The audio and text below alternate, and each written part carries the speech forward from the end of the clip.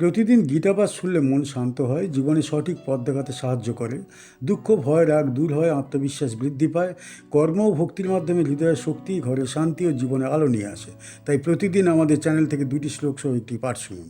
ইয়া নিশা সর্বভূতানাং তস্যাং জাগর্তি সংযমী ইয়স্যাং জাগ্রতি ভূতানি সা নিশা পশ্যতু মুনেঃ। যা সকল জীবের কাছে রাত্রির মতো অন্ধকার ও অজ্ঞানভাবে আচ্ছন্ন, সেই অবস্থাতেই সংযমী মানুষ জাগ্রত থাকে। আর যে বিষয়ের মধ্যে সাধারণ জীব জাগ্রত থাকে, সচেতন থাকে, সেগুলি জ্ঞানীর দৃষ্টিতে গভীর রাত্রির মতো অমূল্য ও অনর্থক।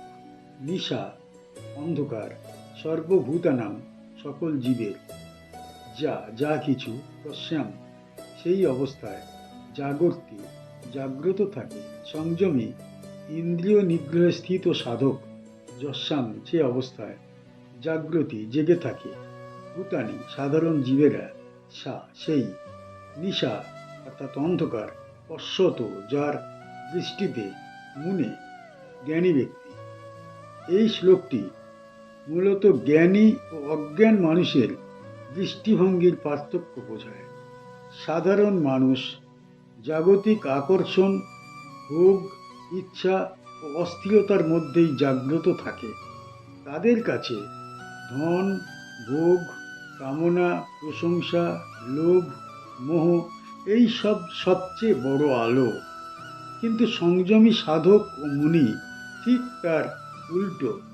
যেখানে সাধারণ মানুষ মোহে অন্ধ, জ্ঞানী সেখানে সম্পূর্ণ জাগ্রত। যে বিষয়কে সমাজ গুরুত্বপূর্ণ মনে করে, জ্ঞানী দেখেন সেই জিনিস আসলে অস্থায়ী ও অনর্থ। সংযমী মানুষ মনকে ইন্দ্রিয় থেকে ফিরিয়ে অন্তরের দিকে স্থাপন করেন। জাগতিক প্রলোভন তার কাছে অন্ধকার, আর আত্মোপলব্ধি তার কাছে উজ্জ্বল দিবালোক। ভগবান এখানে বলতে চান, জ্ঞানীর দৃষ্টিভঙ্গি সাধারণ মানুষের থেকে সম্পূর্ণ আলাদা। যা ভোগীর কাছে আলো, জ্ঞানীর কাছে তা অন্ধকার। আর যা সাধারণ মানুষের চোখে অদৃশ্য, সেই আত্মতত্ত্বে জ্ঞানী সর্বদা জাগ্রত থাকেন। এই শ্লোকটি গীতার 2য় অধ্যায়ে স্থিতপ্রজ্ঞ অবস্থার বর্ণনা প্রসঙ্গে বলা হয়েছে। অর্জুন জানতে চেয়েছিলেন, স্থিতপ্রজ্ঞ মানুষের লক্ষণ কি, তিনি কেমন আচরণ করেন ও কিভাবে চিন্তা করেন। তার উত্তরে ভগবান শ্রীকৃষ্ণ এই শ্লোকটি বললেন।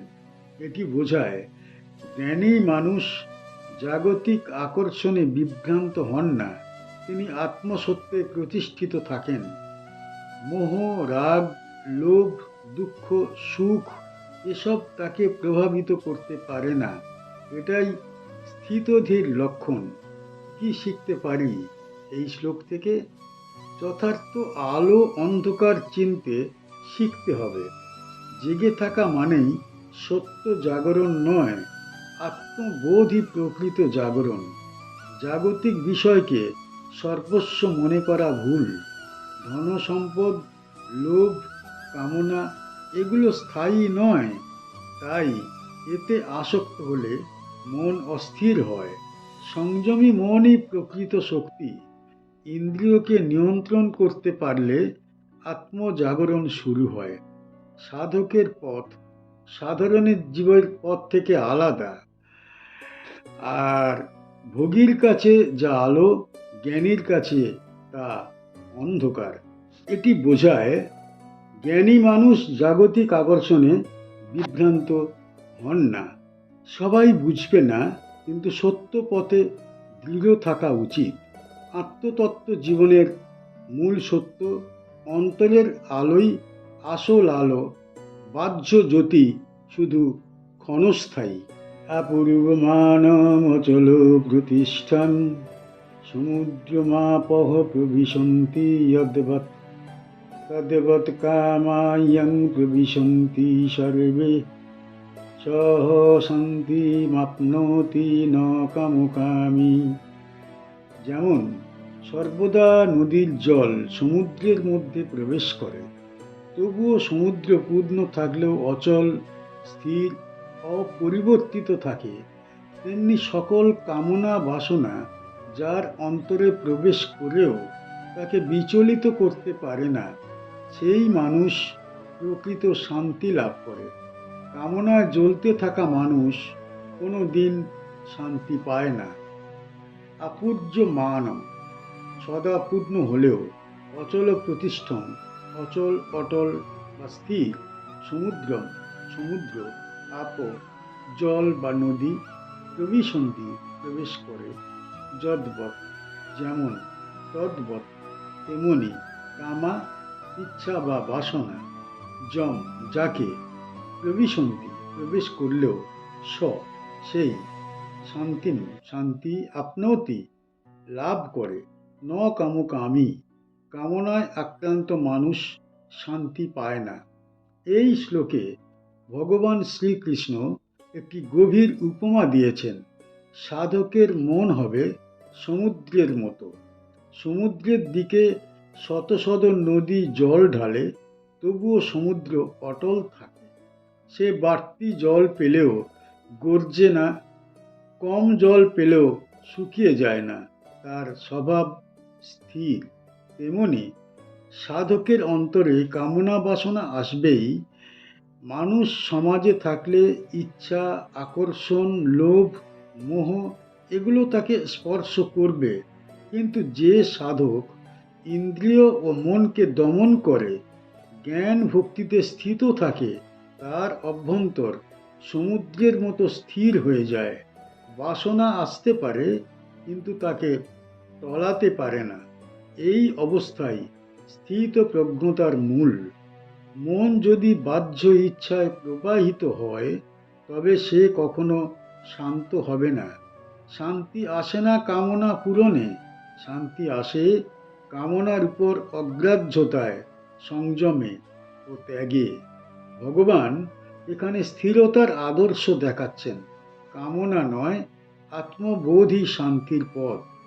এই শ্লোকটি গীতার 2য় অধ্যায়ে স্থিতপ্রজ্ঞ অবস্থার ধারাবাহিক অংশ। অর্জুন জিজ্ঞেস করেছিলেন, স্থিতপ্রজ্ঞ ব্যক্তি কেমন, তার মানসিক অবস্থাই বা কেমন? ভগবান ব্যাখ্যা করছেন, স্থিতপ্রজ্ঞ মানুষ কামনা এলে তাতে ডুবে যায় না, যেমন সমুদ্র নদীর স্রোতে ডুবে যায় না। এটি ধ্যান, সংযম, জ্ঞান, ভক্তি ও ত্যাগের পথে চলা মানুষের মূল লক্ষণ। যে কামনার অগ্নিতে দগ্ধ হয় সে ব্যস্তই থাকবে, আর যে কামনাকে বশ করে সেই যাবে মোক্ষের পথে। কি শিখতে পারি এই শ্লোক থেকে? মনকে সমুদ্রের মতো বিস্তৃত ও স্থির করতে হবে। বাইরে যত আকর্ষণই আসুক, মন যেন তাতে অচল থাকে। কামনা পূরণে শান্তি আসে না। এক কামনা পূরণ হলে 10টি নতুন কামনা জন্ম নেয়। ইন্দ্রিয় সংযমী প্রকৃত শক্তি। কামনা যতই আসুক, তাকে বশে রাখতে পারলে সত্য সাধনা শুরু হয়। বাইরের পৃথিবী বদলাবে, কিন্তু মনকে স্থির রাখতে হবে। জাগতিক ইচ্ছা প্রবহমান নদী, সাধকের মন সমুদ্র। শান্তি বাহ্য নয়, অন্তর থেকে আসে। যে কামনা মুক্ত, সেই শান্তি প্রাপ্ত। আমাদের চ্যানেলের গীতা পাঠ কেমন হয়েছে, ব্যাখ্যা কেমন হয়েছে, আপনার কেমন লেগেছে কমেন্ট বক্সে অবশ্যই জানাবেন, এবং প্রতিনিয়ত গীতা পাঠ শোনার জন্য চ্যানেলটা অবশ্যই সাবস্ক্রাইব করে রাখুন। দেখা হচ্ছে পরের ভিডিওতে।